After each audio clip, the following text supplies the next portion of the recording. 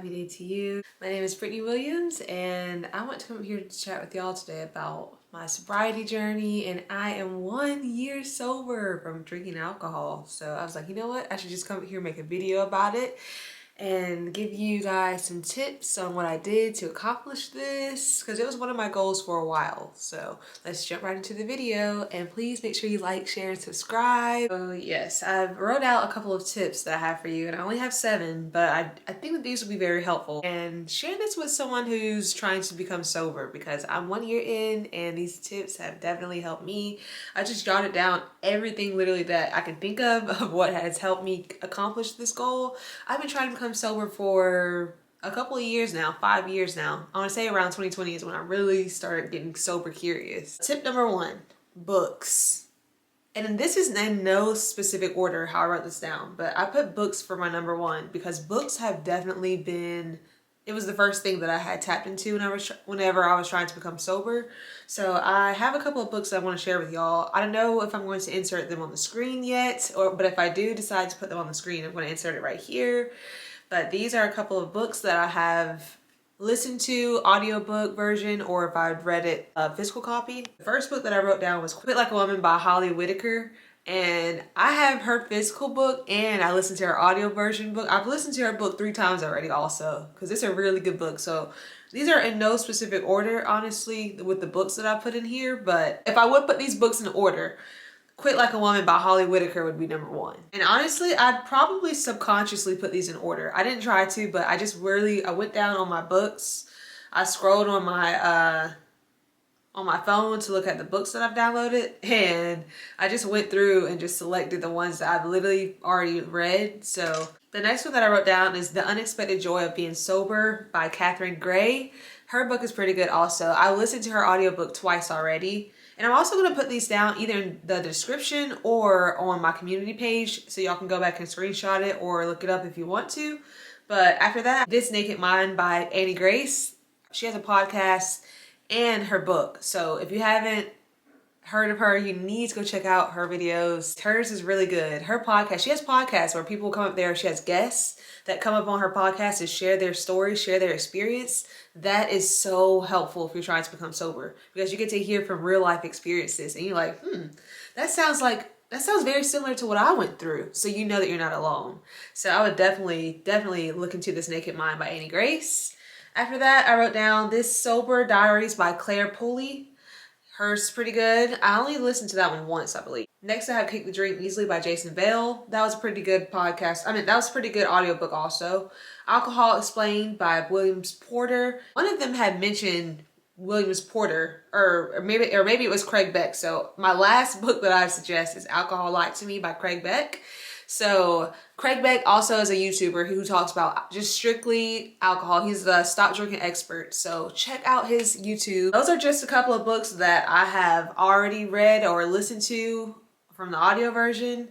They're pretty good. Some of these books are also their podcasters, some of the people that I mentioned. So they've definitely helped me, and I've listened or read it more than one time to get it in my mind really. So yeah, I definitely suggest those books. Tip number 2, exercise or find a new goal. So for me, I'm gonna use myself as an example. So I want to get fit. I want to get fit and in shape. So for me, exercise, I found a new goal, and I switched it up a couple of times. So the first time I set my goal to learn how to do a pistol squat.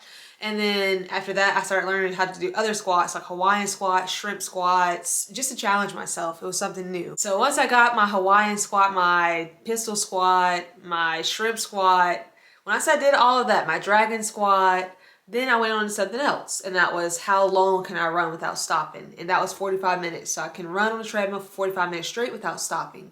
After I finished that goal, I went to work on my speed. So I went to see how fast I can do 1 mile. And so I put a goal for myself to complete a mile in under 10 minutes. Tip number 3, you need to distance yourself or find your triggers. Identify your triggers. So I put that tip number 3, to distance yourself or identify your triggers. What helped me with doing that was having a journal by me. So anytime something would trigger me to want, like I felt like I was about to drink or I want to drink or relapse, Every time I felt like I was about to relapse, I had my journal, so I would just document everything. So currently, I like got into, not currently, but it was like a year, it was like 2024. It was a situation that was going on with me, and it almost was about to trigger me to drink. And I went back to my journal and I was like, wait a minute, this is written down in my trigger book. So I identified it and I maneuvered around it so that way I can continue my sobriety journey. So I would definitely say to distance yourself or either identify your triggers. Tip number 4, find a hobby. So I'm saying that because I started YouTube. This is why I started doing YouTube videos, because my very, very, very first video, if you're OG, you know, my very first video was me talking about alcohol. I deleted it because no one really watched it. And I was just like, no one really cares, which I know you probably still don't care, but we're going to talk about it. So that's really why I started YouTube, because it gave me something to do. Like it gave me something to do, and it allowed me to basically watch myself, to study my own self. So I started making YouTube videos, and then like the process of YouTube is fun to me. It's fun. You record yourself, you're editing yourself, you literally go back and edit it. It's fun to me. It holds me accountable also with making YouTube videos, because I feel like now I owe it to y'all to keep going. I owe it to myself, most importantly, but I feel like I owe it to y'all to share the information that I've already learned. Because if it's helping me, I know it's going to help someone else. So find you a hobby, whether it's knitting, sewing, jujitsu, YouTube videos, something that you will look forward to doing outside of work, like something that you do outside of. And if you're a content creator and you're watching this video and this is your work, I mean, you have to, if you love what you do, then this does not relate to you. But I would say find a hobby, something that you would look forward to, something that you have to stay sober for, which I know some YouTubers don't stay sober, but stay present. I know for me, making YouTube videos is keeping me sober, because I don't want to show up here sick and hungover. So it's helping me out a lot. Tip number 5, join a community. This has helped me because I had joined a community on the app I Am Sober, and I love those people. Like they all have the same goal and mindset as me. And it's a community that I will just always go back to. I started with I Am Sober app in 2020, and it's 2025. I've recently posted on that app again. Yeah, so I would definitely suggest to find a community. I've already tried AA. AA might work for you. That is a community also, but I've tried it. It didn't work for me. I sat in there and cried the whole entire time that I was in the AA meeting, so never went back. I had a sponsor and all from there, but I just never contacted her. I just left it there because I didn't feel like saying out of my mouth, "Hi, my name is Brittany and I'm alcoholic." It just didn't make sense to me. Affirmations are a thing to me, and it's real, and I don't believe in saying that over and over again before I speak. I didn't get the concept of it. Even though it was in a church, all that, it didn't work out for me. So if it may work out for you, like I said, I've tried it. You have to try new things, try what works for you.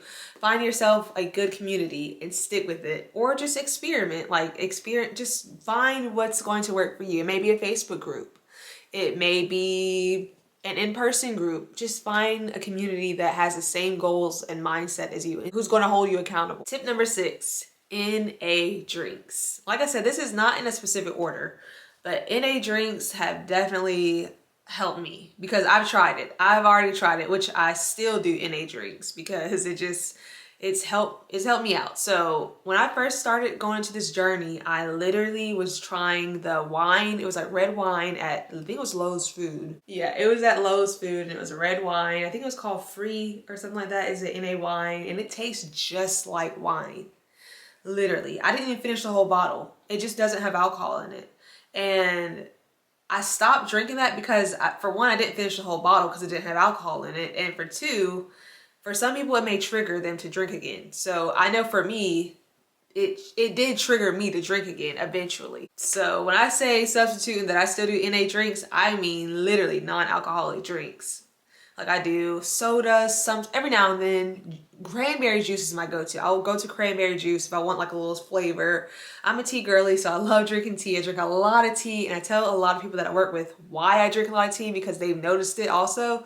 And I'm like, well, this is why I drink tea, because I'm used to just grabbing my alcohol, and now I can grab me a cup of tea instead. Because I don't know about y'all, but I would drink, if I had the money in my account, I would find a $2 bottle of wine and drink the whole thing and then go back and get another one if I wanted to. Or I would, it's funny now that I'm thinking about it, like looking back on it, because it was silly. It was silly. I was young, dumb, and just full of rum.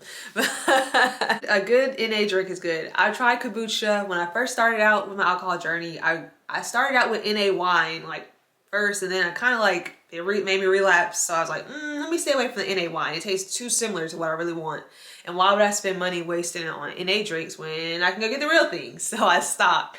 And that's when I started to get into kombucha. Kombucha is pretty good. I like the fizzy taste. I think that's really what drew me to trying it. And I've recently just got hip to kombucha tea. So it has 15 milligrams of caffeine in it. So I've been drinking that. But I tried kombucha, and then after that, I just started experimenting with healthy drinks, like protein drinks, and just literally healthy, the expensive $3 green juices, like just to shy away. So like, why would I spend money on poison when I can spend money on healthy drinks? So NA drinks are good. And I'm not saying that NA drinks because I stopped drinking the wine. I'm not telling you to stop drinking. It may work for you. That may get you to your 1 year mark if you just drink the NA wine. So do what works best for you. Figure it out for you, literally for you. You gotta do what works best for you. Tip number 7, give yourself some grace. Give yourself some grace. I'm not saying that I have it all figured out because I'm 1 year sober. I'm not saying that. I'm just giving you tips on what helped me get this far. And I hope that it will help you. I hope that it will help you. And the reason why I'm saying to give yourself some grace is because I've been trying to get 1 year. I've been trying to get sober on my 1 year mark for 5 years now. Well, 4 years now. So it's been 4 years. So since from 2020 to 2024, I've been trying to get to my year mark of sobriety, of being sober. And I'm finally here because I gave myself some grace. I wasn't hard on myself. I didn't beat myself up, even if I felt like trash the next day. Y'all can go back and look at some of my videos. Go look at some of my very first videos when I was babysitting. Like literally, I remember one night I was babysitting and I was leaving, and the kids I was watching, the mom and her boyfriend gave me a bottle of wine to take home. It was a $100 bottle of wine. Did I want to take the bottle? No, I didn't want to, but I took it. And then Paige and Kevin, I'm sorry if y'all watching this, but I did not drink that bottle. I threw it in the trash can. I threw it down the sink. I'm sorry. I know. I'm sorry. So Paige and Kevin, if y'all are watching this video, I am sorry. And it wasn't like a new bottle. It was already open and all. But from that point on, from 2 years ago, y'all, I literally was like, no, I'm done. Even if someone gives me a $100 bottle of wine, I'm done. I don't want this poison in my life anymore. So I say give yourself some grace, because did I go back and buy some wine, a cheap bottle of wine after that? Yes, I did. Not the next day, not the same day, but eventually I still was drinking. So I'm saying all that to put into perspective. If you go back to my first couple of videos, my face looks puffier. My body looks a little bit puffier. But I was slowly, once I have a little slip up, I would go work out the next day, even though that's not good for you. I don't recommend that because apparently it's not good for your heart. So I would just like go for a long walk. The beach was my thing. So most of the time y'all see me at the beach, it's because I was hungover that day. And I'm just being very honest and transparent with you. So if you go back to some of my few of my videos, I literally, if you see me on the beach, most of the time, I was hungover. But if I'm running, if you see me running in some of the videos, I probably wasn't hungover that day, because it's not good to run. Oh yes, I probably was. Yep, I'm lying. I probably was. All right, so those are my tips on how I became sober, my 1 year sobriety journey. That is how I did it. A couple of my tips. I hope that this works out for you. I hope that it will help you if you're struggling with alcohol like how I was. That was my drug of choice. I love Chardonnay. That was my thing. I could go through 2 bottles in one night by myself every night. So take it from me. I've been on both sides of the spectrum. So it's not worth it. It's not worth it. But thank you so much for watching. I hope this video helps you. Please like, share, subscribe, and I'll see you in the next video. And let's chat in the comments. So let me know what tip resonated with you the most. All right, bye.